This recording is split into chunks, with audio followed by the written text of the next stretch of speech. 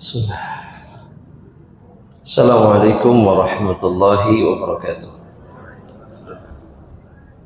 Hamdan katsiran tayyiban barakan fih kama yuhibbu rabbuna wa yardah.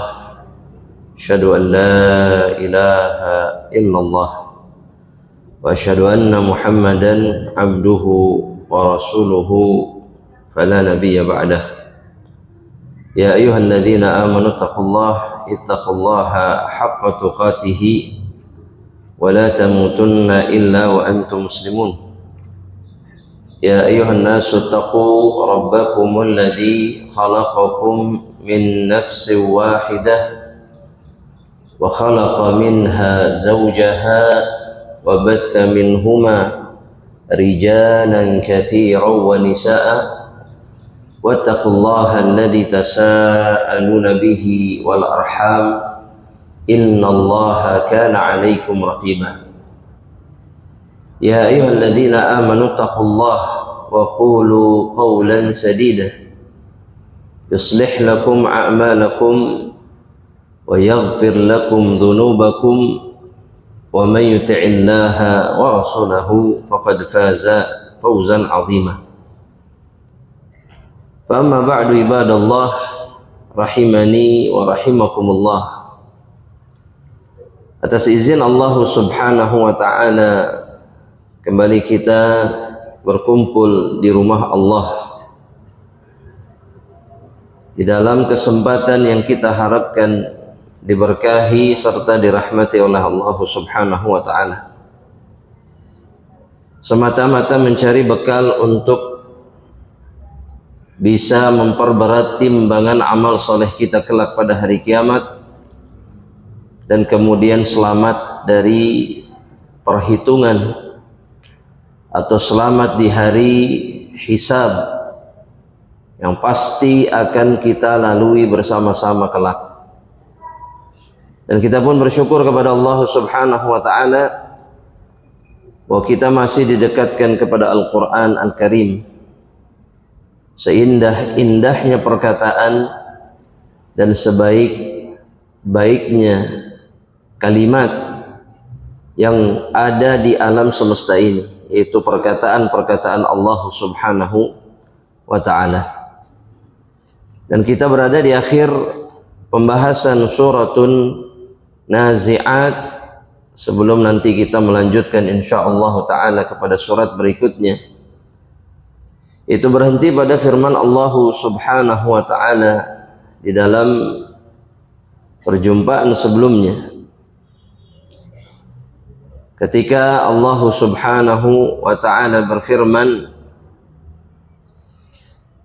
fa idza ja'atit tammatul kubra, kata Allah Subhanahu wa ta'ala, ketika datang hari kiamat, yang di dalam ayat ini Allah Subhanahu wa ta'ala juga menamainya dengan at-tammatul kubra, yakni sesuatu yang membinasakan, sesuatu yang besar, yang menghancurkan. Ini adalah salah satu nama di antara nama hari kiamat. Paling tidak Allah Subhanahu wa ta'ala, begitu juga dengan Nabi Muhammad sallallahu alaihi wasallam, itu telah menyebutkan paling tidak ada 19 nama untuk satu hari yang sama. Ada 19 nama paling tidak, sebagaimana yang disebutkan juga oleh Syekh Umar ibn Sulaiman al-Ashqar rahimahullahu ta'ala. Ada 19 nama yang mengisyaratkan atau menjadi nama bagi satu hari yang sama. Dan salah satunya adalah Tamatul Kubra. Dalam dalil yang lain Allah menamainya dengan Yaumuddin. Dalam dalil yang lainnya Allah pun mengatakannya dengan Yaumul Hasrah, seperti dalam surat Maryam, Yaumul Hasrah. Yaumul Hasrah itu adalah hari penyesalan. hari di mana hamba-hamba Allah Subhanahu wa taala yang mengkhianati perjanjian mereka dengan Allah, maka mereka pasti menyesal di hari itu. Atau juga dalam ayat yang lain Allah menyebutnya dengan yaumut tanad. Yaumut tanad. Yaumut tanad ini artinya adalah hari di mana manusia atau hamba-hamba Allah akan saling memanggil satu sama lain. Seperti yang Allah sebutkan dalam surat Ghafir. Yaumut tanad atau yaumat tanad. Hari di mana orang manusia akan saling memanggil satu sama lain. Untuk apa? Untuk apa? Menuntut mereka. Imma kezaliman yang mungkin pernah dia dapatkan, imma hak yang tidak ditunaikan oleh saudaranya yang lain, dan seterusnya. Dan nama-nama yang lainnya. Ya, paling tidak ada 19 nama untuk satu hari yang sama. Kata Allah Subhanahu wa taala, jika datang hari kiamat, maka kata Allah Subhanahu wa taala, ya, yauma yatadzakkarul insanu ma sa'a. Di hari itu manusia akan mengingat seluruh apa yang mereka kerjakan di dalam kehidupan dunia. Sebagaimana yang disebutkan, dan ini kita sudah sebutkan sebelumnya. Hina idzin yatadzakkaru ibnu Adam, kata Imam Ibnu Katsir. Di hari itu anak Adam akan mengingat jami'a amalihi khairihi wa syarrihi. Dia akan mengingat seluruh amalannya, baik itu amalan yang baik ataupun amalan yang buruk. Karena Allah Subhanahu wa taala yang telah membuat manusia kemudian melakukan dan meniti dua jalan, imma jalan kebaikan dan imma jalan keburukan. Bukankah Allah Subhanahu wa taala mengatakan dalam surat Al-Balad, Allah mengatakan wa hadainahun najdain, kamilah yang telah memberikan petunjuk kepada manusia. Artinya yang menetapkan kepada manusia untuk meniti dua jalan, imma jalan kebaikan ataupun jalan keburukan. Dan kemudian Allah mengatakan wa burrizatil jahimu liman yara. Dan kemudian neraka itu ditampakkan oleh Allah Subhanahu wa taala. Ya, atau didatangkan neraka jahanam itu. Ya, sebagaimana yang dikatakan oleh Allah ya di dalam Al-Qur'an, waji'a yauma idzin bi jahannam, kata Allah. Pada hari kiamat, di antara peristiwa yang akan terjadi adalah ketika Allah mendatangkan neraka jahanam dan disaksikan oleh seluruh yang berkumpul di padang mahsyar. Jadi semua orang lihat, baik ahlun nar ataupun ahlul jannah, semuanya lihat. Bagi ahlun nar itulah yang disebut dengan yaumul hasrah, hari penyesalan. Dan bagi ahlul jannah, disitulah mereka kemudian bersyukur kepada Allah Subhanahu wa ta'ala bahwa mereka bukan penghuni neraka. Ana mau tanya jemaah, apakah kita kalau kita jadi ahlul jannah itu kita akan tahu bahwa kita ahlul jannah? Tahu. Di detik pertama kematian itu mendatangi kita, kita tahu ahlul jannah atau bukan. Karena cara mencabut ruhnya berbeda. Dan bukan hanya itu, Allah Subhanahu wa ta'ala kemudian menampakkan tempat kembali seseorang di detik-detik sakaratul maut. Dan itu disebutkan dalam hadis-hadis yang sahih. Jadi dari detik itu saja seseorang tahu tempat kembalinya kelak di akhirat.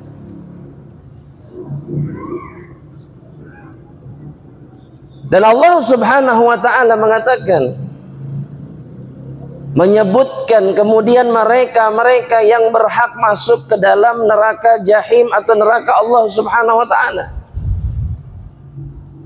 Fa amma man tagha, kata Allah, adapun di antara hamba Allah yang tagha, melampaui batas, atau kata Imam Ibnu Katsir dalam kitabnya tamarrada wa ata.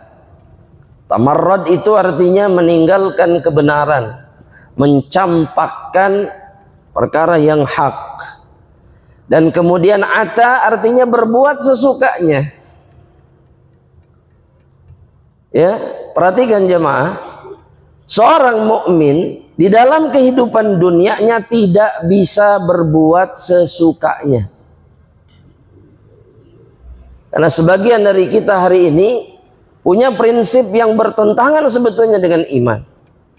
Saya mukmin, saya seterusnya lah, saya muslim dan seterusnya. Tapi ada momen di mana dia ingin berbuat apa saja sesukanya.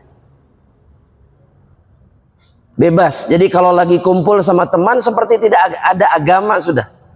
Gak ada aturan. Ya kali-kali ngelanggar nggak apa-apa lah. Biar nggak terlalu stres. Ada yang prinsipnya seperti itu, ada. Nah, ini bukan sifat orang yang beriman. Karena orang yang beriman ketika hidup di dunia, kaidahnya jelas kata Nabi, bahwa dunia ini sijnul mukmin, bagaikan penjara bagi orang yang beriman. Karena orang mukmin itu dibatasi hidupnya dan diharamkan untuk melampaui batasnya sebagai seorang hamba Allah. Kelas. Ya, dengan kata lain, selama dia berada di atas aturan Allah, dia selamat. Jika dia melampaui itu, maka nerakalah tempat kembalinya. Wa atharal hayatad dunya, dan kemudian mereka yang athara itu artinya, kata Imam Ibnu Katsir, qaddamaha ala amri dinihi wa ukhrah. Al-ithar maknanya secara bahasa artinya mendahulukan sesuatu. Seperti ketika kita mendahulukan seseorang, ya, dari diri kita sendiri, ini namanya ithar namanya. Namanya apa? Ithar, ithar dalam beberapa perkara itu baik.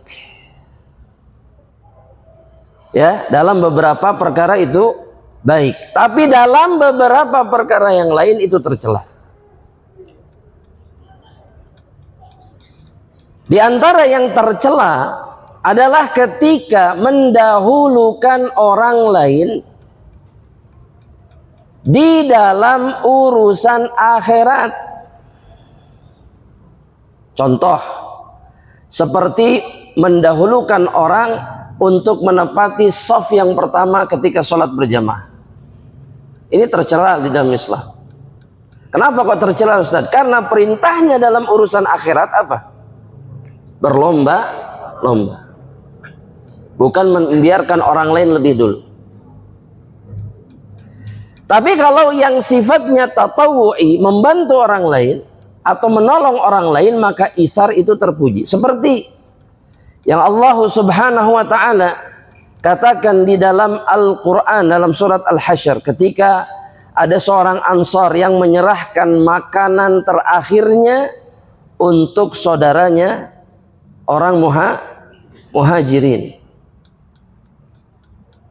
Di mana mereka menyerahkan makanan terakhir mereka untuk saudara. Dalam kisahnya disebutkan dihidangkan dalam keadaan lampu dimatikan. Diserahkan makanannya, piring yang ada makanannya. Sedangkan orang Ansor, tuan rumahnya, itu pura-pura makan menemani orang muhajirin. Mereka memukulkan sendok di piringnya, cetang, biar dianggap apa? Makan. Ya, walau kana bihim khasasa, kata Allah, meskipun mereka tuh susah banget, tapi mereka mendahulukan saudaranya. Ini Allah sampai menurunkan satu firman-Nya dalam surat tersebut, memuji mereka. Mereka lah yang akan selamat, kata Allah. Mereka lah yang beruntung. Ini contoh. Nah, yang sangat tercela adalah ketika seseorang kemudian mendahulukan dunia di atas akhirat. Di mana inilah sifat para penghuni neraka Allah Subhanahu wa taala. Karena kata Allah, wa atharal hayatad dunya. Mereka-mereka yang mendahulukan dunia di atas urusan agama dan akhiratnya. Ya, dan seringkali kita ini tidak sadar mendahulukan dunia di atas akhirat. Mengakhirkan sholat demi dunia, meninggalkan kebaikan demi dunia. Betul? Menunda-nunda akhirat, menunda-nunda urusan agama demi urusan pekerjaan dan yang semisal. Ya, kalau dihitung sepanjang kita hidup mungkin ada jutaan kejadian, kalau saya berlebihan mungkin jutaan kejadian di mana kita lebih mendahulukan dunia dulu di atas akhirat. Yang harus kita khawatirkan, karena dalam ayat berikutnya Allah mengatakan fa innal jahima hiyal ma'wa. Orang-orang yang keadaannya seperti ini di dunia selalu mendahulukan dunia di atas akhirat, maka tempat kembalinya mereka adalah neraka. Kira-kira apa penyebabnya jamaah? Kenapa kok orang yang mendahulukan dunia itu tempat yang pantas untuk mereka adalah neraka? Apa alasan? Apa alasannya jamaah? Kira-kira apa? Menurut hadirin apa kira-kira? Hah? Mengabaikan apa? Hak Allah. Terus apa lagi? Jamaah? Hah?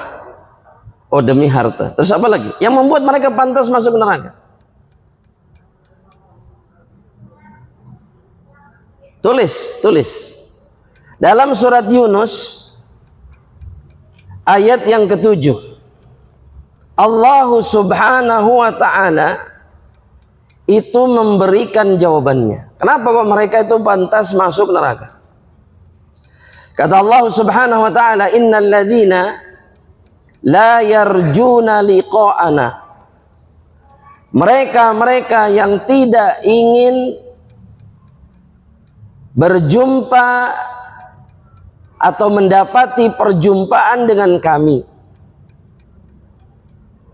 Waradu bil hayatid dunya, dan mereka ridha dengan kehidupan dunia. Sebelum Anda lanjutkan ayatnya, tulis dulu tambahan catatan di situ. Ciri manusia yang ridha dengan dunia. Ciri manusia yang ridha dengan dunia, sebagaimana yang disebutkan oleh Nabi dalam hadis, cirinya adalah ketika diberi dunia sama Allah, mereka ridha. Ketika tidak diberi dunia sama Allah, mereka benci sama Allah. Mereka tidak terima, tidak ridho. Itu ciri orang-orang yang ridho dengan dunia, yang senang, yang cinta. Oleh kalau dapat apa-apa dari dunia, senangnya luar biasa. Kalau tidak, mereka kesel, nyesek, ya, merasa sengsara, merasa ripuh, merasa terzalimi oleh Allah Subhanahu wa ta'ala, dan seterusnya lah. Soal sikapnya bermacam-macam. Itu ciri manusia hatinya sudah terpaut dengan dunia, sudah cinta mati dengan dunia.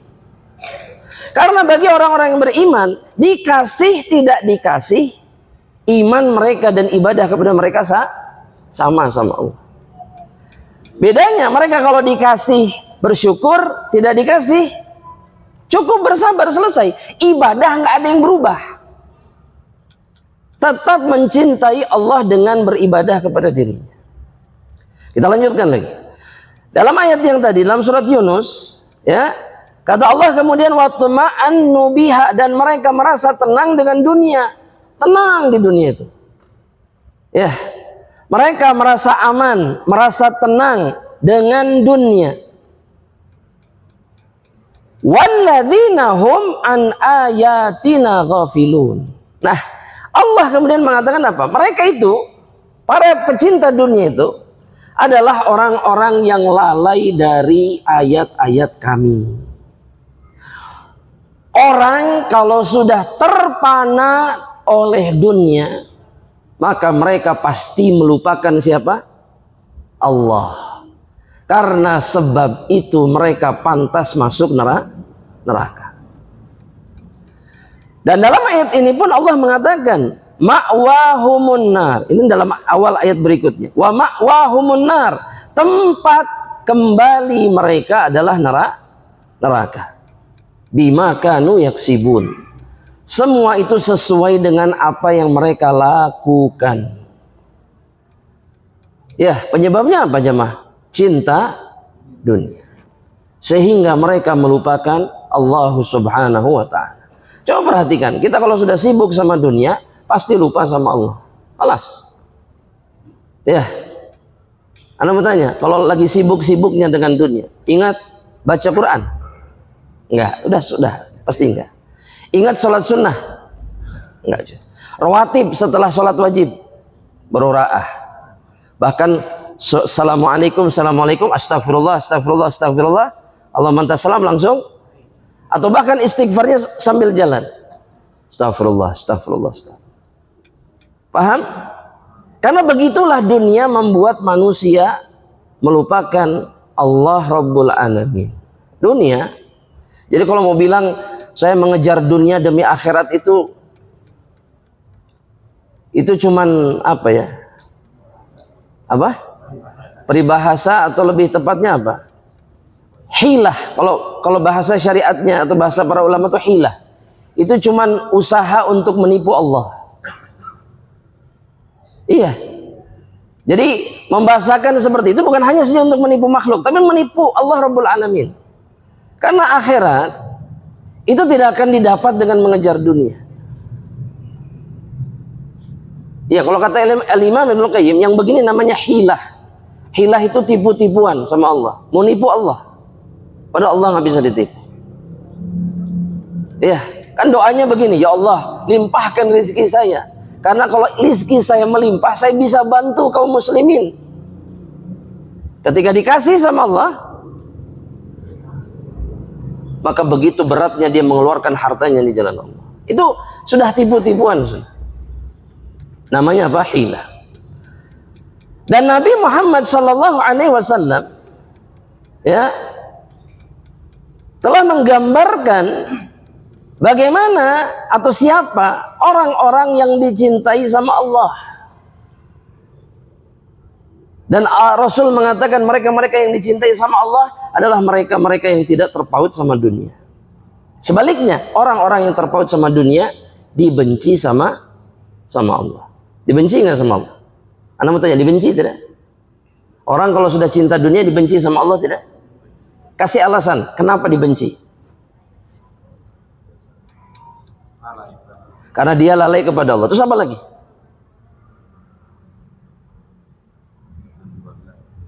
Menduakan, Masya Allah. Menduakan siapa? Menduakan Allah dengan dunia. Taib. Terus apa lagi? Karena dia mencintai apa yang dilaknat dan dibenci sama Allah. Ya, dunia itu dibenci. Pasti ada yang mengatakan dunia yang menciptakan Allah, betul. Tapi Allah pula lah yang mengatakan dunia itu tempat Allah menguji hamba-hamba. Dunia itu diciptakan sama Allah bukan sekedar nih hidup di sini nikmati, bukan, tapi untuk jadi tempat ujian. Allah ciptakan dunia dengan sifat yang membuat manusia bisa terfitnah, teruji hati dan keimanannya. Satu ayat saja untuk menunjukkan itu. Allah yang menciptakan dunia dan Allah yang menyebutkan sifat-sifatnya. Apa kata Allah dalam satu ayat? Dalam surat Al-Hadid ayat yang ke-20. Dalam surat apa? Al-Hadid ayat ke-20. Siapa yang hafal? Ada yang hafal surat Al-Hadid ayat yang ke-20? Ada yang hafal? Taib. Kata Allah begini. I'lamu, kata Allah. Ini Allah sedang ngasih informasi sama kita semua. I'lamu, ketahuilah wahai orang-orang yang beriman. Annamal hayatud dunya. Sesungguhnya kehidupan dunia itu, Allah sedang menjabarkan hakikat dunia yang diciptakan sama Allah. Sifatnya yang pertama kata Allah, la'ibun. Dunia itu permainan. Walahwun. Lahwun itu perbuatan yang sia-sia. Isinya cuman kesia-siaan. Ini baru dua nih, permainan. Jadi semuanya cuma main-main. Sejauh apapun, setinggi apapun kita menggapai dunia, sampai di ujung kita hanya akan menemukan sebuah apa? Permainan, sebuah kesia-siaan. Wazinah, dan kemudian cuman keindahan semata saja. Yang maksudnya cuman indah, tapi dia menipu. Dalam ayat yang lain Allah bilang menipu. Keindahan yang menipu. Dunia indah. Jamaah, dunia indah. Indah. Indah sekali atau indah saja?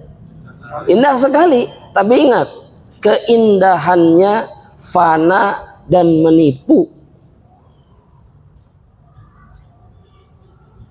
Ya. Buktinya apa? Anda kasih contoh sederhana. Kita kalau beli apa-apa, sebelum ada di tangan kita, nampak sangat luar biasa. Betul? Ketika sudah ada di tangan, itulah keindahan dunia itu kayak gitu sifat. Bahkan kalau sudah di tangan, dipakai pun kadang-kadang enggak. Simpen aja, set. Padahal didambakannya bertahun-tahun. Wallahi, ini dunia. Ya. Dan yang sering kita lupakan apa? Kita sering berpikir gak dipakai, disimpan, itu selesai. Enggak. Di sisi Allah, hisabnya tidak akan pernah hilang. Itu yang sering kita lupakan.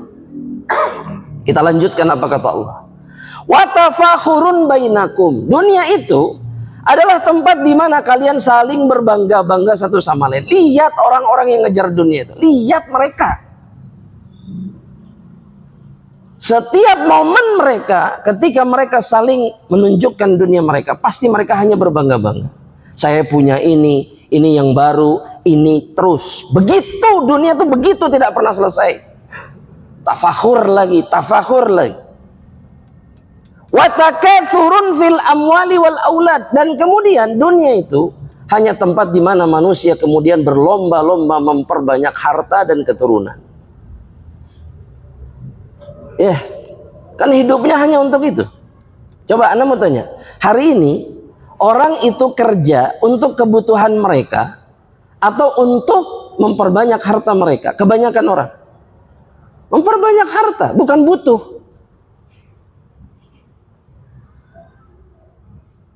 Karena sudah punya segalanya. Cukup paling tidak. Tapi tidak pernah berhenti menghabiskan hidupnya untuk kerja. Ya, siang, malam, berhari-hari, berminggu-minggu, berbulan-bulan. Untuk apa? Takatsur. Untuk memperbanyak harta. Itu sifat dunia. Capek nggak kayak gini coba? Capek. Makanya nggak ada yang lebih celaka, nggak ada yang lebih rugi dari orang yang mendahulukan dunia di atas akhirat. Udah capek di akhirat, capek pisan, masuk neraka. Maksud anak, ini orang-orang yang kemudian melupakan akhirat. Tapi semua orang yang keadaannya seperti ini pasti melupakan akhirat, pasti. Pasti udah nggak mungkin enggak. Banyak waktunya untuk akhirat yang terbuang demi dunia. Dan Allah kemudian memberikan permisalan, jamaah rahmatillah Allah, ya, bagaimana dunia itu ya terlihat indah. Kalau Allah di sini mengatakan kamatsali ghaitsin a'jabal kuffara nabatuhu thumma yahiju fatarahu musfarra. Seperti hujan yang turun kemudian menumbuhkan tanaman. Yang membuat orang-orang yang tidak beriman kepada Allah itu takjub. Takjub. Maksudnya mereka itu tertipu oleh itu. tanaman jadi banyak, jadi bagus, tapi akhirnya tanaman yang bagus ini akan berakhir seperti apa? Menguning dia, kering, habis, yakunu hutama, terus binasa, udah nggak ada lagi, hilang. Wa fil akhirati adzabun syadid. Dan bagi orang-orang yang tertipu di akhirat ada azab yang pedih bagi mereka. Ya. Makanya Allah Subhanahu wa taala ketika mengingatkan nabi-nabinya, utusan-utusannya yang diberikan dunia, maka Allah Subhanahu wa taala sering mengatakan kepada mereka, selalu mengatakan. Seperti contoh, ambil satu contoh. Kepada Nabi Yusuf alaihi salam dalam surat Yusuf ayat yang ke-57. Apa kata Allah kepada Nabi Yusuf? Setelah tadinya dibuang, dimusuhi, bahkan mau dibunuh, dibuang, diperbudak. Kemudian setelah dewasa dipenjara. Terus dijadikan apa sama Allah? Dijadikan raja pada masanya. Punya segalanya. Punya segalanya. Tapi Allah kemudian mengingatkan Nabi Yusuf alaihi salam, ya, dengan mengatakan wala ajrul akhirati khairun lilladzina amanu wa kanu yattaqun. Mengingatkan Nabi Yusuf, ingat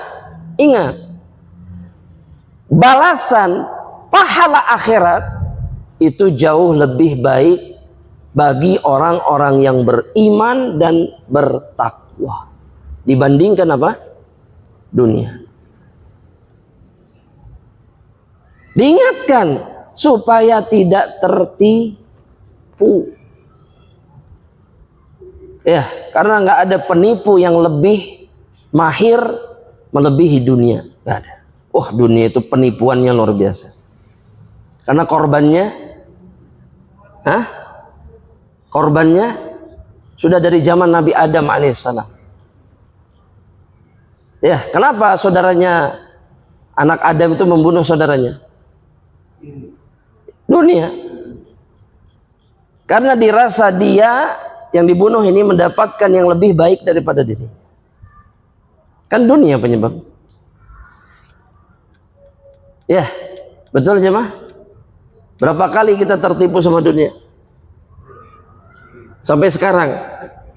Iya, sampai sekarang. Ketipu lagi. Nasallallahu alaihi wasallam. Makanya Rasulullah SAW itu senantiasa berlindung dari fitnah apa? Dunia.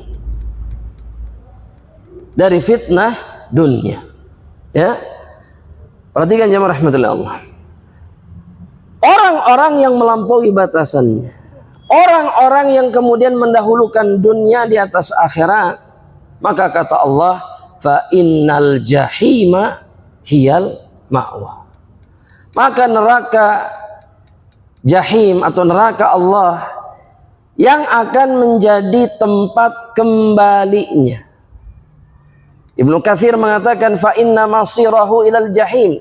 Dia akan kembali, dia akan berpulang ke neraka jahim. Wa inna mat'amahu minaz zakum, dan makanannya, di antara makanannya adalah zakum. Seperti Allah firmankan dalam surat Waqiah, zakum. Zakum itu apa? Buah yang berduri, yang kalau dimakan ya sakit jelas. Maksudnya kata Nabi akan tersangkut di leher penghuni neraka. Dan kalaulah kata Nabi, satu tetes yang keluar dari buah zakum ini diteteskan ke dunia, la afsada ma fiha, maka seluruh kenikmatan Allah yang ada di dunia akan hancur semuanya. Satu tetes aja yang dari neraka itu diteteskan, satu tetes aja, semua yang ada di dunia ini akan hilang semua.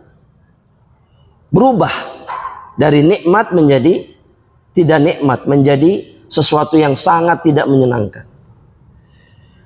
Nah, itu yang jadi makanan penghuni neraka. Jadi yang sering kita tinggalkan itu apa jemaah? Ingat neraka itu jarang kita ingat neraka. Jarang sekali. Yang diingat surga tapi lupa neraka.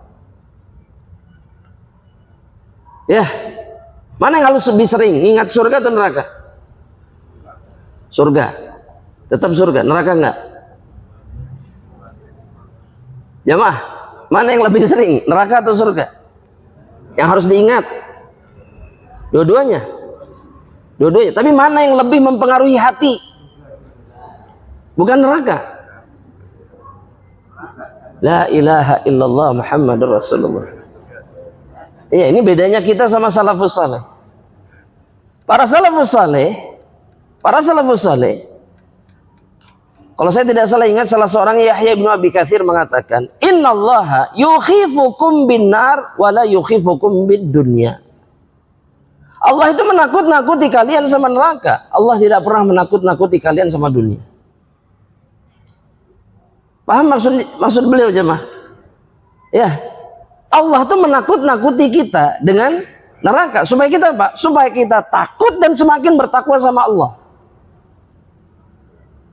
Orang kalau terlalu banyak kemudian, ini bukan berarti salah, enggak. Mengingat surga, tapi melupakan neraka, maka dia akan tersesat dari jalan yang hak.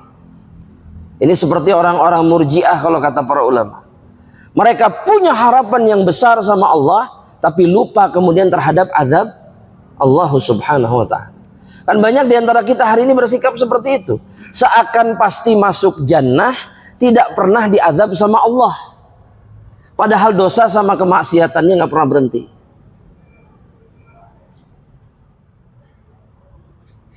Padahal Allah mengancam semua dari kita. Semuanya, nggak ada yang terkecuali. Dengan azab. Untuk membuat kita berhenti dari dosa dan kemaksiatan. Ya. Makanya Nabi Muhammad sallallahu alaihi wasallam ya, itu betul-betul menjaga sahabatnya dari perkara dan kemungkinan ini. Nabi nggak mau para sahabat bersikap seakan mereka selamat dari azab. Dan para sahabat pun bersikap seperti itu. Yang diingat sama beliau bukan jannah, tapi neraka. Karena neraka mengingatkan seseorang dan membuat mereka berhenti dari kemungkaran.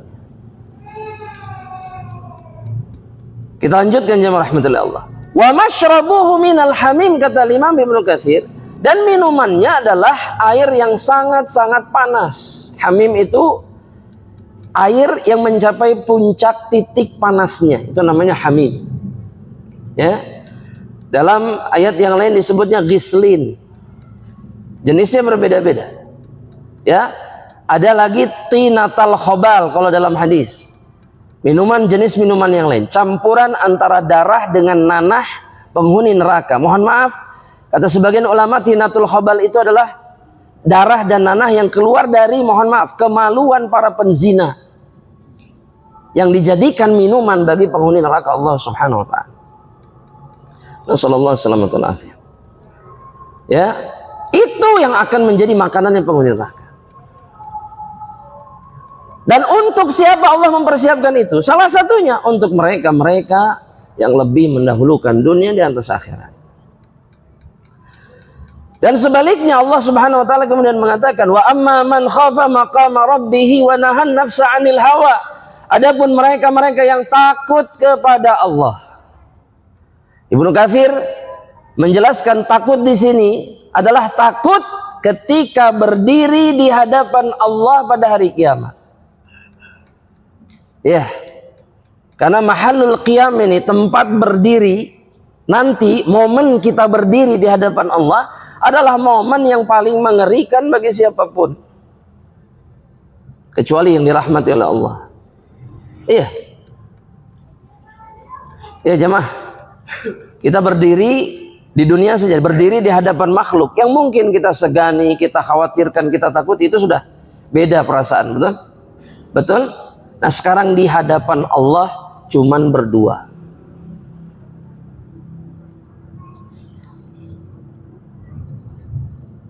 Ya, cuman berdua.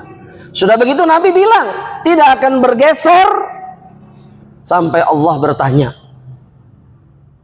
dengan 4 pertanyaan. Hari pertanyaannya mah hafal insya Allah. Ditanya ini. Tapi persiapannya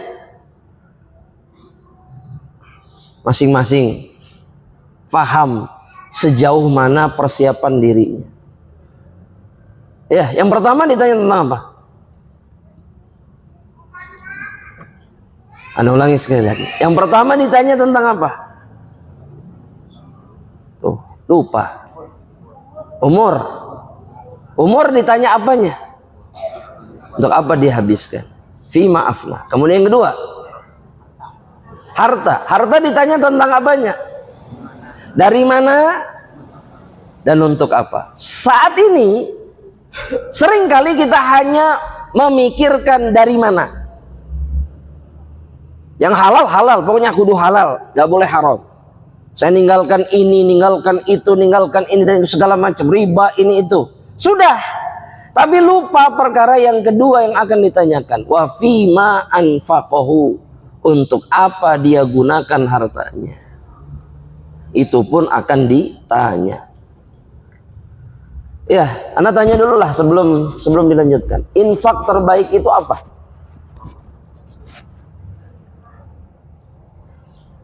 Maksudnya pemberian dengan harta yang terbaik itu apa?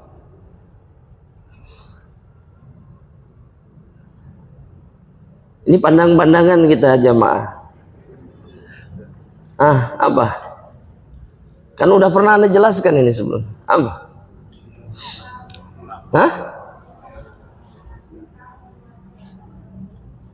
Infak kepada siapa? Keluarga. Loh iya. Nabi dalam hadis yang sahih itu memberikan perbandingan. 1 dinar yang diinfakkan kepada orang miskin. 1 dinar yang diinfakkan di jalan Allah fisabilillah. Dengan 1 dinar yang diberikan kepada keluarga, yang paling afdol kata Nabi, 1 dinar yang diberikan seseorang kepada keluarga.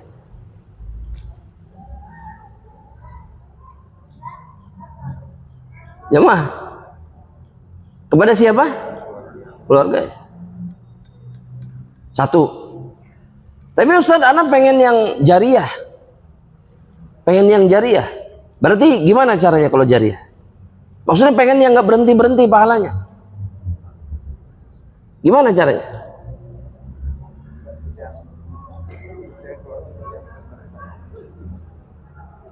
La ilaha illallah. Wakaf apa? Harta, tanah, Quran, air, sumur. Air itu bisa sumur, bisa mengalirkan. Makanya sekarang lagi usum pipanisasi, menyalurkan air. Itu sunnah yang lama tidak dilakukan. Harusnya begitu memang dari dulu. Tapi alhamdulillah terjadi sekarang, masya Allah. Bisa sampai 15 kilo, 20 kilo disambungkan dari mata air. Memang harusnya begitu, dan itu pahalanya jariah. Bahkan dulu Anda masih ingat di Ciamis itu ada seorang ibu-ibu menyambungkan pipa dari mata air ke kampungnya sendirian. Ibu-ibu 40 tahun. Itu nggak kebayang pahalanya seperti itu. Pakai bambu. La haula wala quwata illa billah. Begitu orang mukmin itu harusnya. Ya. Nah, orang-orang yang sadar bahwa dirinya akan berdiri di hadapan Allah, dia akan memikirkan ini. Apa yang dia punya, untuk apa dia gunakan. Ilmu yang dia punya, untuk apa dia amalkan. Masa muda yang dia lalui, untuk apa dia kerjakan tuh umurnya yang muda itu. Kata para ulama, Rasul pisahkan masa muda dengan umur secara keseluruhan. Karena masa muda itu adalah masa yang paling penting bagi seseorang. Paling penting, masa terbaik. Dan ketika seseorang selamat di masa mudanya, dia akan selamat di masa tua.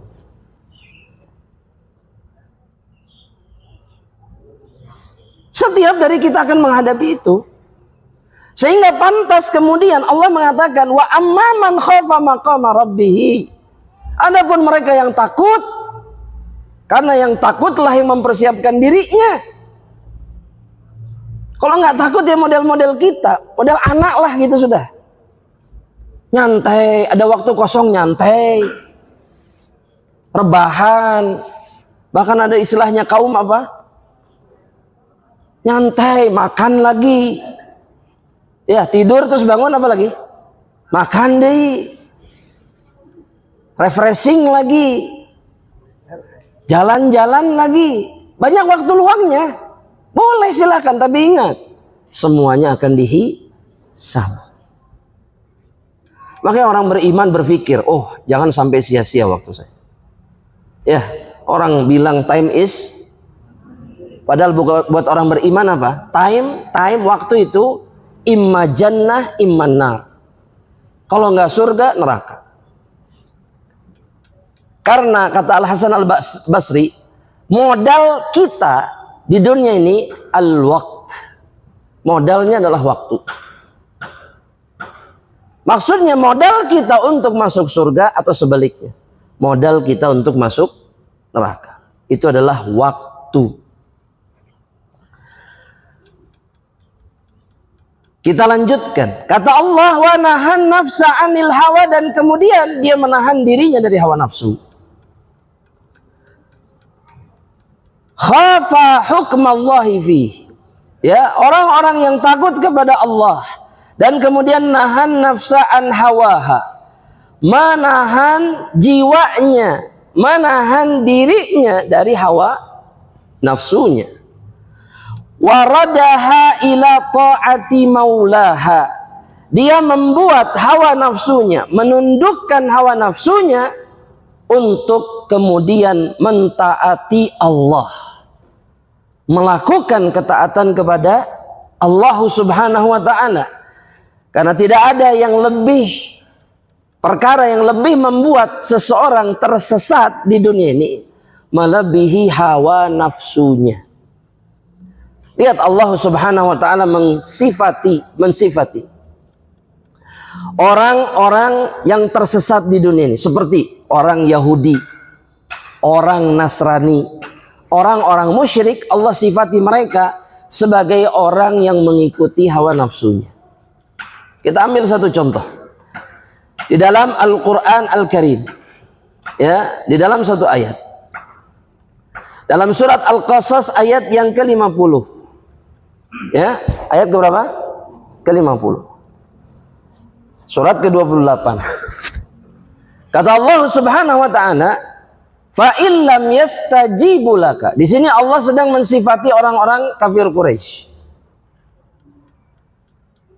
Kalaulah mereka, kata Allah, tidak mau menjawab seruan atau dakwahmu. Kan Nabi itu bertahun-tahun memanggil mereka. Betul?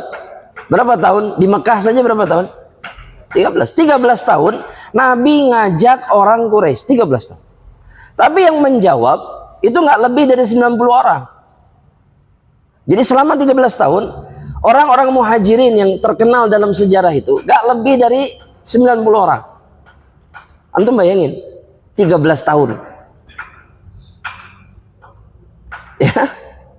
Dan Allah sebutkan sebabnya. Kalaulah mereka itu nggak jawab kamu, penyebabnya kata Allah, annama fa'lam annama yattabi'una ahwa'ahum. Ketahuilah oleh dirimu, semua dari mereka itu sejatinya sedang mengikuti hawa nafsu mereka. Ya, gak mau dengar, gak mau ngikutin, gak mau membenarkan, semua karena hawa nafsu, syahwat. Hawa nafsu itu syahwat dengan segala macam bentuknya. Ya, apa segala macam bentuknya nih jemaah? Syahwat itu nggak akan keluar dari perkara-perkara tertentu saja. Cuman sedikit syahwat itu. Kalau nggak duit, kekuasaan, perempuan, anak, teman, kabilah, keluarga, apa lagi? Aset, apa lagi? Jemaah, syuhrah itu terkenal, dikenal orang, dikagumi orang. Gak akan jauh dari itu, dari zaman ke zaman. Nah, orang-orang Quraisy itu begitu. Pemimpin-pemimpin Quraisy yang mati di perang Badar, semuanya orang-orang yang tidak mau kehilangan dunia mereka. Abu Jahal ditanya, menurutmu Muhammad benar? Benar, saya tidak pernah ragu. Tapi kenapa nggak beriman? Kalau saya beriman, mau dikemanakan muka saya di hadapan kaum saya? Gak mau kehilangan kedua. Dan Allah singkap itu semua karena syahwat mereka. Ya, sederhana kok sekarang. Kalau ada orang diajak ke, misalkan contoh, ke pengajian aja, pengajian. Gak mau terus, pasti dia sedang mengikuti syahwatnya. Sudah gitu. Pasti ada syahwat yang dia jaga. Sehingga membuat dia tidak tertarik sedikit pun untuk datang ke majelis ini. Yattabi'una ahwa'ahum. Dan Allah sebutkan begini, perhatikan. Wa man adallu mimman ittaba'a hawahu bighairi hudan minallah. Siapa yang lebih sesat kata Allah, maksudnya lebih menyimpang dari jalan yang benar, melebihi orang-orang yang mengikuti hawa nafsu mereka tanpa adanya petunjuk dari Allah. Ya. Makanya kalau ada orang tidak mau bertobat, tidak mau kemudian jadi baik, semua karena syahwat, karena hawa nafsu.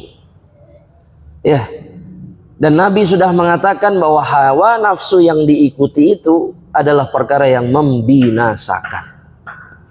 Apapun itu jemaah. Kalau sudah kita ngikutin syahwat, maka kita pasti binasa karena itu. Apapun itu, meskipun cuma satu. Ya, ada sebagian orang syahwatnya makanan. Bas, makanan aja. Dia nggak tertarik ini itu, tapi kalau makanan jangan ditanya.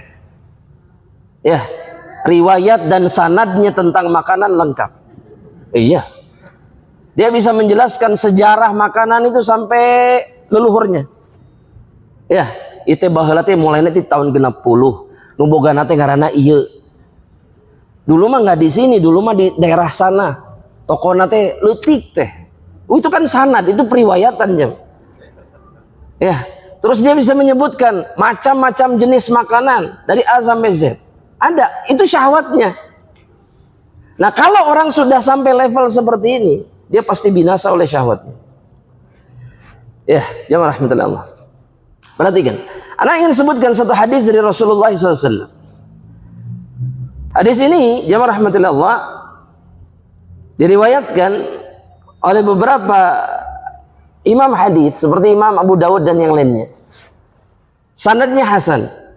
Ya, Syekh Albani mengatakan sanad hadis ini hasan li ghairihi. Kata Nabi begini, "Thalathu muhlikat." Di dunia ini ada 3 macam perkara yang membinasakan. Tulis, jemaah, tulis. Tulis. Kita bukan Imam Syafi'i. Ingat itu.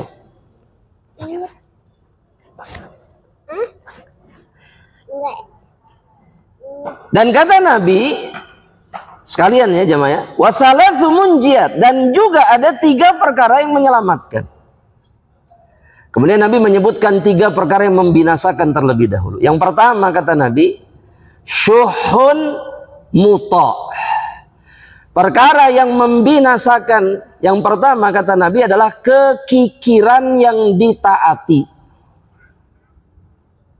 Bakhil dan diikuti kebakhilannya oleh dirinya. Ya. Gak ada orang yang lebih celaka daripada orang bakhil jemaah. Kenapa? Karena orang bakhil itu kata Ali bin Abi Thalib, orang bakhil pelit yang kikir, asya fakiran, dia hidup seperti orang fakir. Ya, nggak merasakan apa yang dia punya, jadi nggak ada, tapi nggak dinikmati sama dia. Hidupnya seperti orang fakir, lakin husiba ghaniyan, tapi dia akan dihisab sebagai orang kaya. Berat. Ini orang yang paling celaka itu orang bakhil, pelit, hesek ngeluarkan duitnya. Ya, duitnya cuma dilihat aja, diusap-usap, asupkeun deui. Ya, masukin lagi, sudah. Ya. Yang kedua kata Nabi Muhammad SAW, i'jabul mar'i binafsihi. Ya, ujubnya seseorang terhadap dirinya sendiri, kagum. Anak khawatir jamaah rahmatillah Allah, kebiasaan sebagian orang hari ini dari posting foto sendiri pribadi itu di antara bentuk ujub terhadap dirinya sendiri. Atau posting tangan ngagedean atau ente digigil terus. Jujur aja lah sampai mual lihatnya. Banyak orang posting begitu. Apa sih ini? Tangan gitu deh, balik ke gitu deh. La haula wala quwata illa billah. Apa? Ada yang lebih buruk dari itu, auratnya dilihat-lihatkan tuh, hasil olahraga 7 bulan. Itu kenapa? Dia punya perut six pack itu nggak membuat seseorang masuk surga kok. Terus selamat dari neraka, tidak.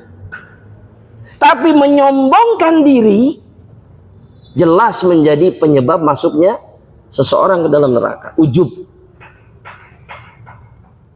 Ya, karena orang kalau sudah menganggap dirinya lebih baik dari orang lain, maka disitulah kesombongan akan menguasai hatinya. Ya, banyak orang-orang hebat di zaman para sahabat itu banyak. Orang yang bisa melawan ribuan orang sekaligus tapi tidak pernah sombong. Khalid ibnul Walid itu melawan 1000 orang sendirian. Menghancurkan 10-12 pedang menghadapi orang banyak sendirian. Tapi nggak pernah Khalid teng anai baheula 1000. Nggak ada. Karena tahu itu membinasakan. Subhanallah. Yang ketiga, kata Nabi Muhammad SAW, hawan muttaba, hawa nafsu yang diikuti. Makanya kalau syahwat itu jangan diikuti semuanya. Ya kita mah aduh. Ya sama hawa nafsu. Betul jemaah? Padahal terbutuh, padahal terpenting. Padahal kita tahu kadang-kadang ini mengganggu kita sebetulnya. Ya, tapi karena syahwatnya menggebu-gebu dia tetap melakukannya. Itu 3 perkara yang membinasakan. Kemudian Nabi menyebutkan 3 perkara yang menyelamatkan seseorang. Ini di dunia ataupun di akhirat. Yang pertama kata Nabi Muhammad SAW adalah khasyatullahi fis sirri wal alaniyah. Takut kepada Allah dalam keadaan diam-diam atau terang-terangan. Dalam keadaan diam-diam atau terang-terangan. Mana yang lebih sulit? Terang-terangan atau diam-diam? Diam-diam. Tapi mereka yang sanggup menjaga rasa takutnya kepada Allah meskipun sendirian, diam-diam, maka dia pasti diselamatkan oleh Allah. Yang kedua, kata Nabi Muhammad SAW, wal qasdu fil faqri wal ghina. Bersikap pertengahan dalam keadaan fakir ataupun kaya. Ya, pertengahan, mau susah ataupun cukup atau berlebihan, tidak melampaui batas. Dan ini dalil yang menunjukkan bahwa seseorang seluas apapun harta yang dia punya, dia tidak punya hak untuk melampaui batas. Karena yang selamat itu yang pertengahan, yang sesuai dengan apa yang diinginkan oleh Allah dan Rasulnya. Sudah gitu, itu yang selamat. Lebih aja, sudah selesai. Dia akan hancur. Kemudian yang ketiga kata Nabi Muhammad SAW, wal adlu fil ghadabi war ridha. Tetap adil, tidak zalim, baik dalam keadaan marah ataupun dalam keadaan ridha. Ketika marah dia tidak melampaui batas, ketika ridha itu artinya sayang, dia pun tidak melampaui batas. Ini yang namanya adil. Maka dia pasti selamat. Nah, Allah Subhanahu wa taala dalam surat yang sedang kita bahas tadi, jamaah rahmatillah Allah, dalam surat An-Nazi'at dalam ayat tadi, Kata Allah Subhanahu wa taala, mereka-mereka yang takut kepada Allah dan menahan hawa nafsunya menahan jiwanya dari hawa nafsu, maka merekalah, kata Allah, fa innal jannata hiyal ma'wa. Merekalah yang akan menempati surga Allah Subhanahu wa ta'ala. Surga adalah tempat kembalinya, tempat kembali mereka kelak pada hari kiamat. Kemudian Allah Subhanahu wa taala mengatakan, yas'alunaka 'anis sa'ati ayyana mursaha. Mereka bertanya kepadamu Muhammad tentang hari kiamat. Tentang hari kiamat. Kapan dia terjadi? Fima anta min dzikraha. Engkau tidak tahu, kamu tidak punya pengetahuan tentang itu, kata Allah. Ila rabbika muntahaha. Karena pengetahuan tentang kiamat itu milik siapa? Allah. Ilmunya ada di sisi Allah Subhanahu wa ta'ala. Makanya Nabi Muhammad sallallahu alaihi wasallam ketika ditanya oleh Jibril, apa jawaban Nabi? Ya bahasa Arabnya apa? Yang anak tanya itu bahasa Arabnya. Bukan terjemahan. Kan maksudnya singkat kan. Itu mudah dihafal insyaallah. Kata Nabi apa? Mal mas'ulu anha bi'a'lama minas sa'ili. Tidaklah yang ditanya tentang kiamat lebih tahu daripada yang bertanya. Nabi mengatakan, saya nggak tahu, engkau pun tidak tahu kapan hari kiamat. Ya. Dan Allah dalam Al-Quran, dalam surat Al-A'raf ayat yang 187, kata Imam Ibnu Katsir, orang-orang kafir juga bertanya kepada Nabi Muhammad SAW. Dan Allah mengatakan bahwa ilmu tentang kiamat itu adalah milik Allah di sisi Allah Subhanahu wa ta'ala. Yas'alunaka ka'annaka hafiyun anha. Qul innama ilmuha indallah. Mereka bertanya kepadamu tentang kiamat, seakan engkau tahu, seakan Nabi faham. Katakan sama mereka, kiamat itu ilmunya di sisi Allah. Kelas.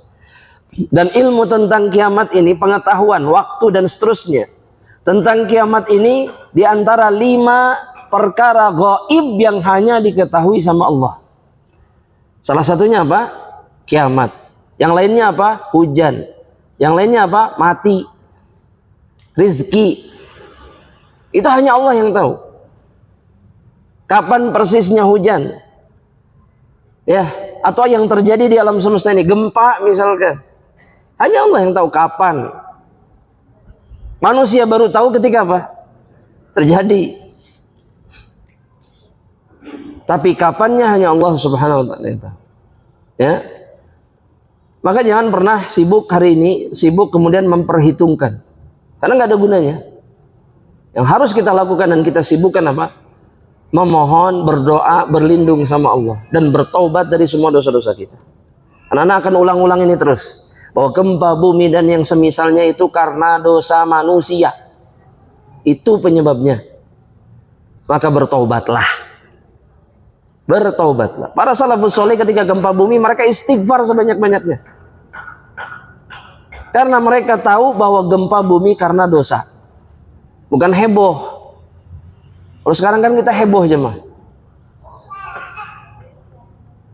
Ya, bertanya di media sosial. Gempa ya? Oh sudah.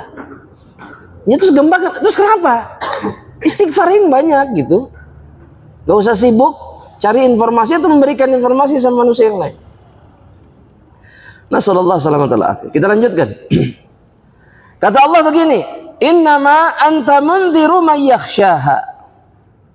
Sesungguhnya engkau Muhammad adalah pemberi peringatan bagi orang-orang yang takut akan terjadinya hari kiamat. Orang-orang beriman, kalau orang beriman itu takut dengan hari kiamat. Dan tugas Nabi itu memberikan, menyampaikan, memperingatkan hamba-hamba Allah tentang hari kiamat. Karena di hari kiamat Allah menunjukkan kemarahannya. Di hari kiamat Allah menunjukkan azabnya. Di hari kiamat Allah menunjukkan kekuatan dan kekuasaannya. Karena Allah di hari kiamat itu menantang semua makhluk yang dulu mencoba menandingi dirinya. Ditantang semuanya sama Allah.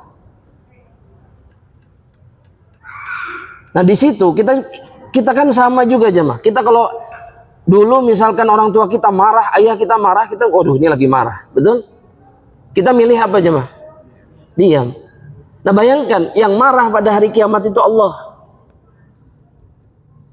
Maka kita tidak pernah bisa membayangkan bagaimana perasaan kita pada hari itu. Ya, beratnya hari di mana Allah murka kepada makhluk-makhluknya yang durjana, yang melampaui batas. Karena semua bisa menyaksikan kemarahan Allah Subhanahu wa Ta'ala. Nah, Nabi itu tugasnya memperingatkan itu kepada seluruh manusia. Tuhadziruhum min ba'sillahi wa 'adzabihi. Engkau Muhammad, kata Ibnu Katsir sallallahu alaihi wasallam, tugasmu adalah memberikan peringatan kepada mereka akan murka dan azabnya Allah Subhanahu wa taala. Faman khasyiyallaha wa khafa maqamahu wa wa'idahu, mereka-mereka yang takut, yang khawatir kepada Allah, khawatir kepada ancamannya, ittaba'aka, dan kemudian mereka mengikuti dirimu, fa'aflaha wa anjah, maka dia pasti beruntung dan selamat. Wal khaybata wal khasar, kehancuran, kerugian itu akan menimpa mereka-mereka yang kadzabaka, kata Ibnu Katsir, yang mendustakan dirimu, wa khalafaka, dan menyelisihi dirimu. Itu yang akan hancur.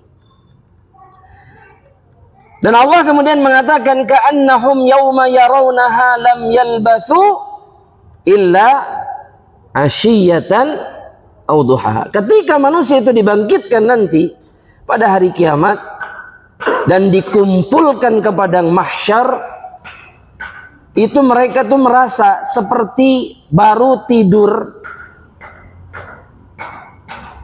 Jadi masa mereka di alam barzakh itu terasanya seperti baru tidur, seperti baru sejenak tidur kemudian bangun di waktu duha atau di waktu sore. Orang kalau tidur ketiduran terus bangun gitu, paham nggak maksudnya jemaah? Sebentar, nggak terlalu lama, nggak seharian, terus bangun. Nah perasaannya itu seperti itu ketika hari kiamat. Kayak baru kemarin, baru sebentar ini dalam kubur, padahal sudah ribuan tahun. Ya, dan begitulah kemudian mereka dibangkitkan, namun kemudian mereka menyaksikan dahsyatnya hari kiamat, hari kebangkitan, dan hari mahsyar. Dan inilah yang kemudian disebut dengan al-faza'ul akbar. Al-faza'ul akbar. Al-faza'ul akbar itu artinya adalah hari ketakutan yang terbesar. Itu terjadi pada hari kiamat. Faza', ya, mengerikan.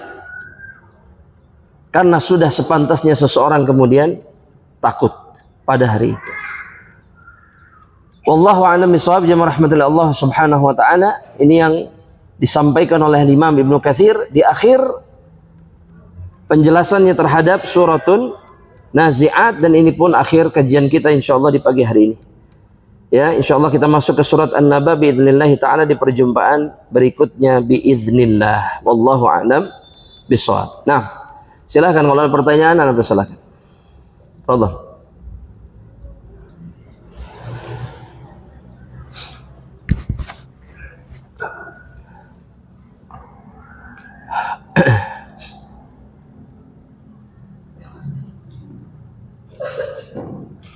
Assalamualaikum warahmatullahi wabarakatuh. Assalamualaikum. izin bertanya Ustaz. Ini kalau udah ada janji sama orang, tapi pas janji itu ada kajian juga. Nah, kira-kira jangan sama janji orang udah waktu jam sekian, pas jam kajian juga ada. Itu mana yang harus kita dahulukan Ustaz? Sebelum kita berdoa. Nah, janjinya setelah atau sebelum kajian? Gak, maksudnya sudah janji duluan atau baru tahu ada kajian? Janji dulu ya, janji dulu berarti.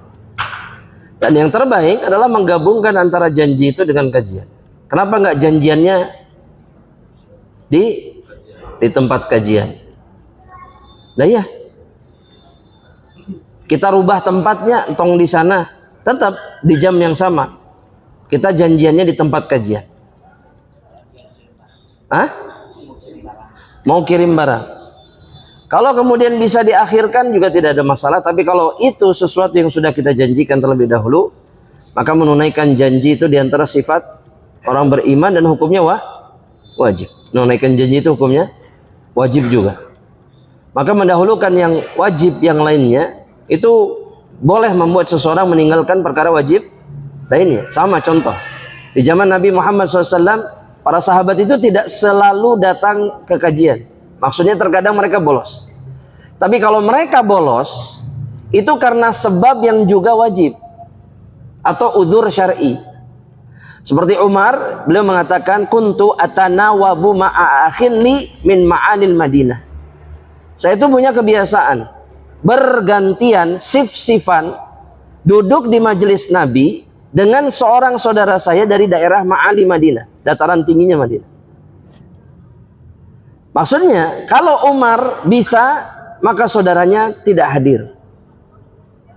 Jadi dia mengerjakan kewajibannya. Umar bisa. Nanti kalau Umar punya kewajiban lain seperti mencari nafkah dan yang lainnya, maka saudaranya yang dari dataran tinggi Madinah itu datang ke majelis Rasulullah. Bapak ada kakak. Nah. Dan mereka kemudian saling tukar informasi. Ini biasa aja. Udah. Sana, mainnya di sana, mainnya di sana. Sana. Sampai mana tadi? Aduh, Gusti Allah. Sampai gantian. Tugasnya adalah memberikan informasi. Tadi Nabi mengatakan ini dan itu.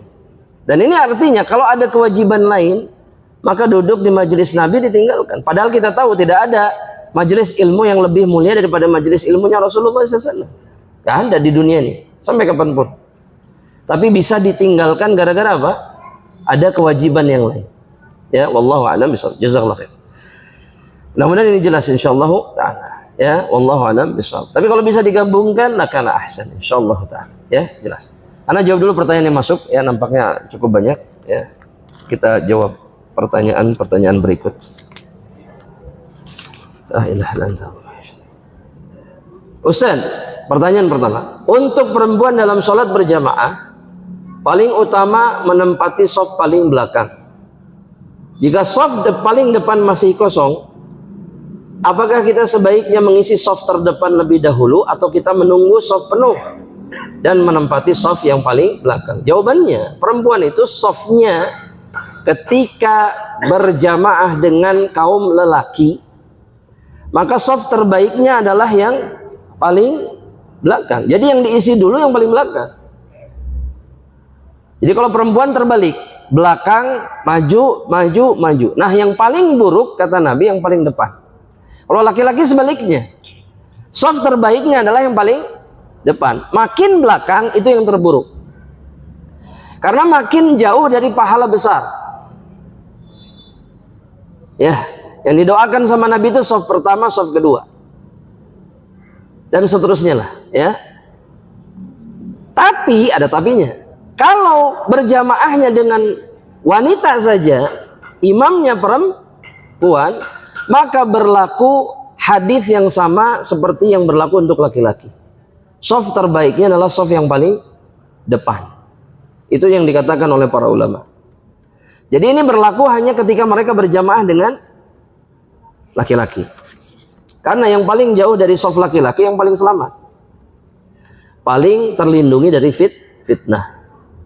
Dan di zaman Rasulullah SAW, kalau berjamaah dengan kaum muslimah, Maka Nabi Muhammad SAW itu dan para sahabatnya tidak berdiri dari tempat mereka sampai apa? Sampai kaum muslimah dulu yang berdiri dan keluar dari masjid. Jadi setelah mereka selesai beres, nggak ada di masjid, baru yang laki-laki bubar untuk menjaga diri dari fitnah.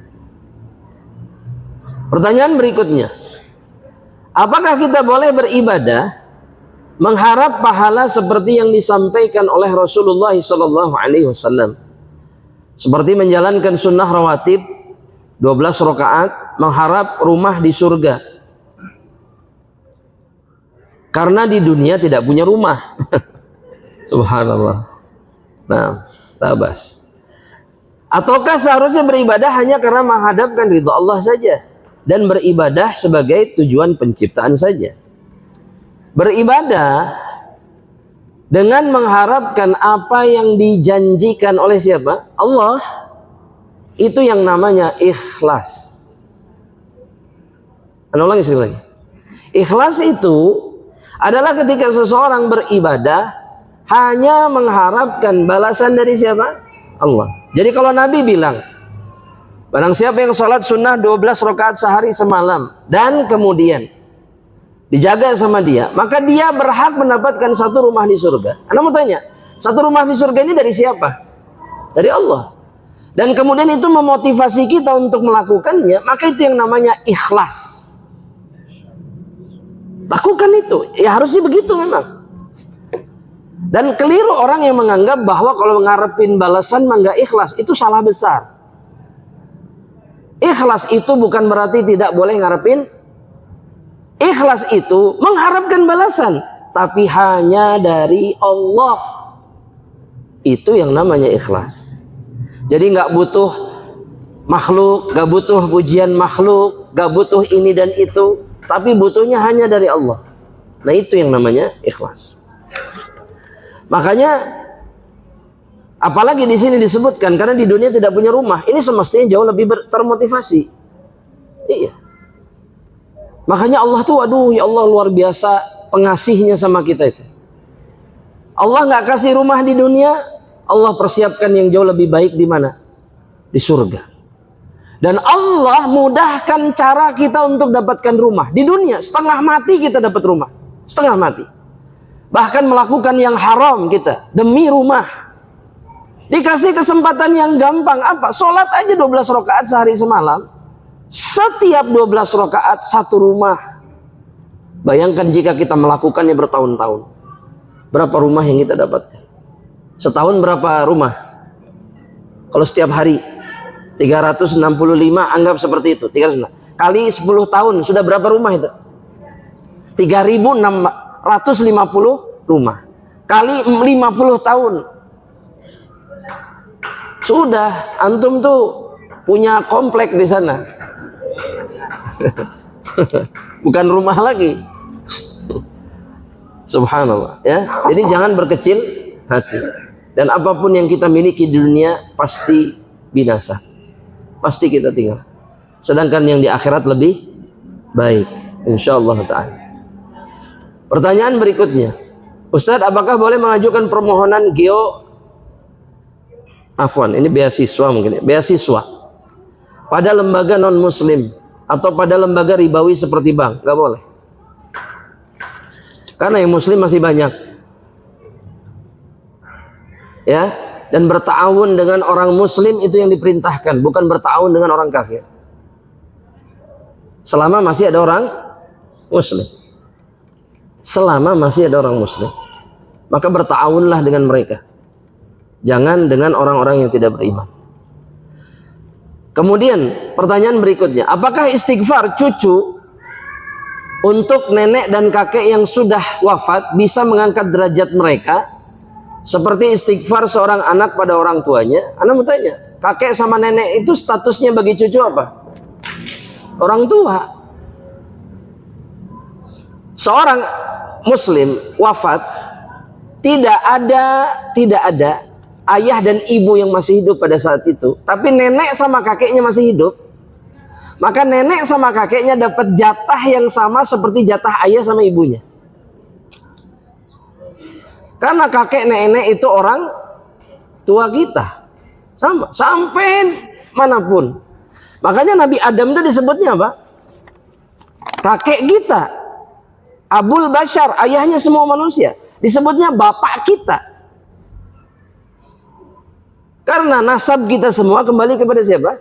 Adam alaihissalam. Ya, dan Adam alaihissalam itu berhak mendapatkan pahala dari seluruh umat manusia. Ya, karena semua keturunannya. Allahu Akbar ya. Makanya kalau untuk nasab ke atas itu bersambung sampai kapanpun. Paham maksudnya? Amal cucunya, amal keturunannya yang ke 100, ke 1000, ke berapapun terserah.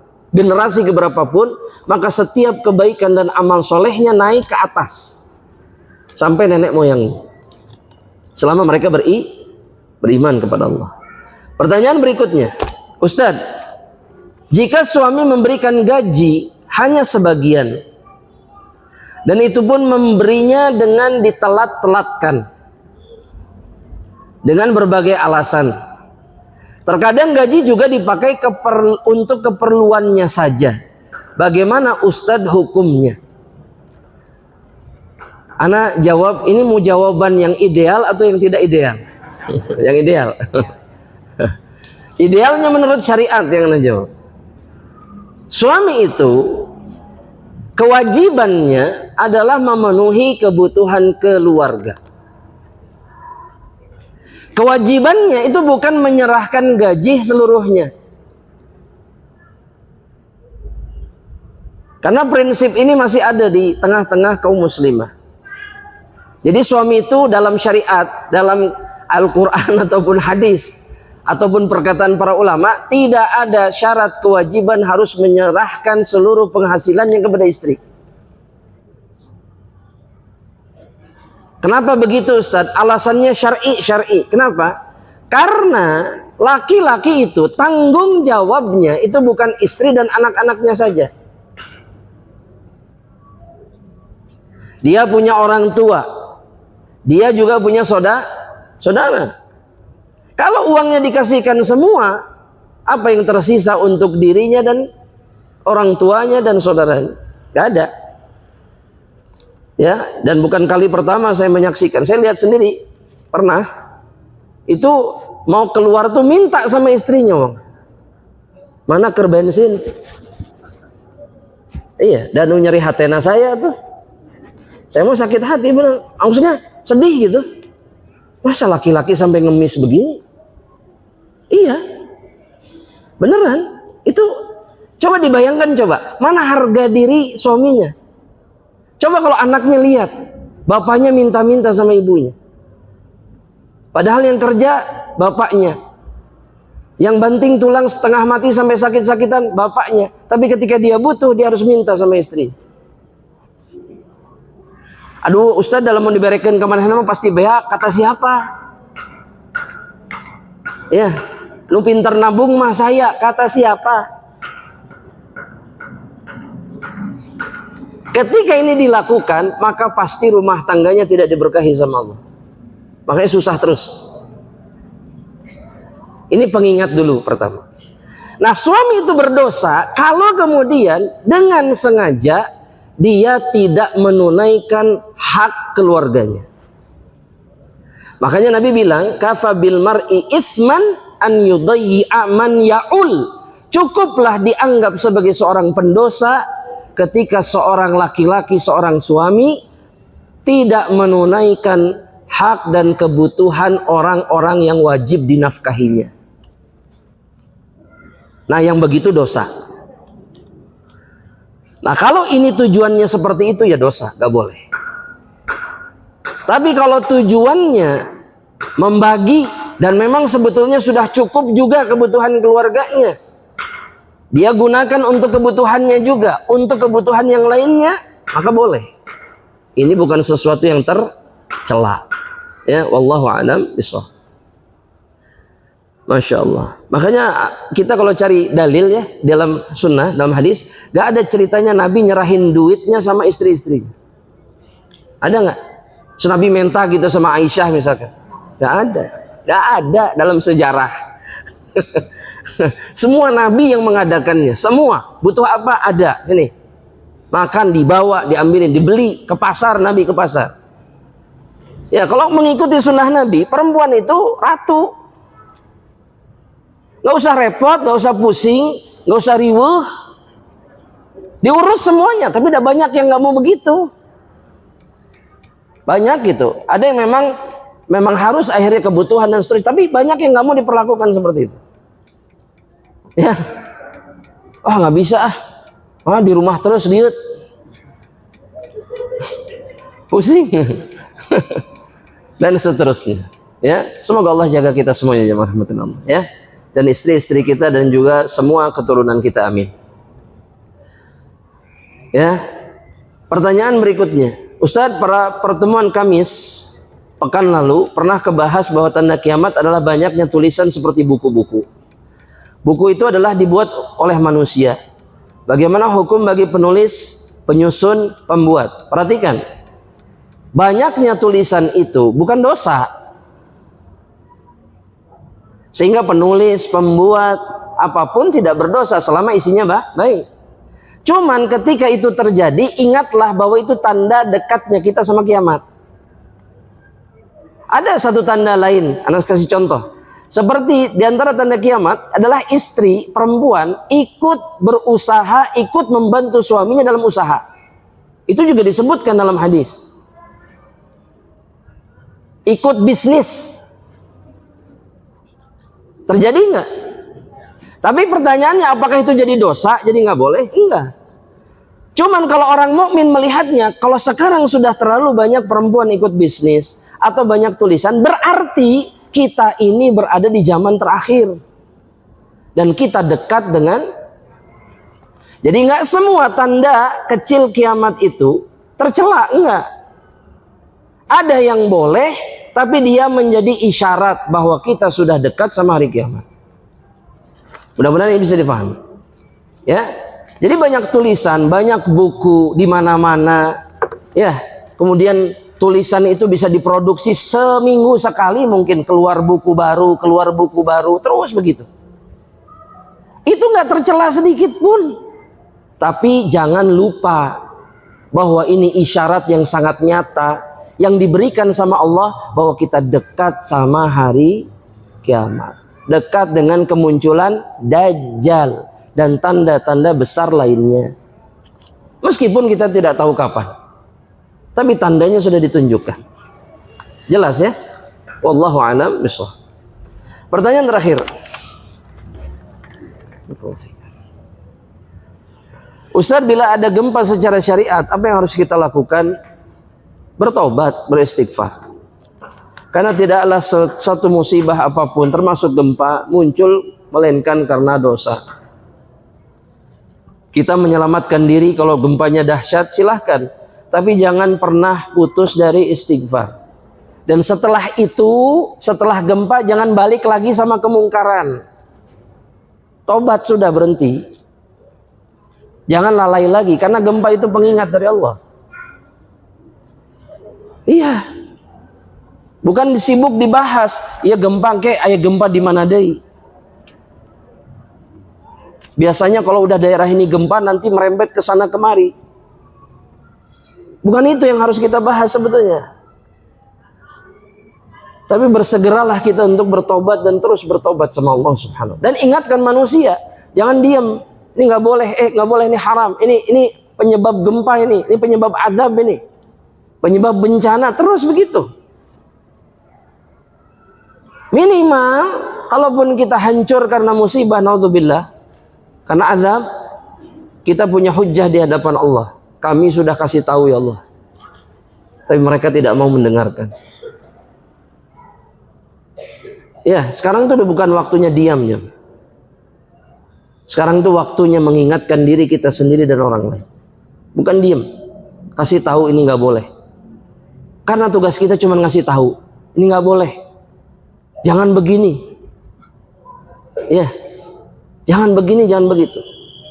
Karena itulah yang menyebabkan kita diselamatkan sama Allah. Wallahu a'lam bishawab. Sampai di sini jamaah rahmatillah Allah, mudah-mudahan Allah merahmati kita semuanya. Akhiru da'wana alhamdulillah rabbil alamin. Subhanakallah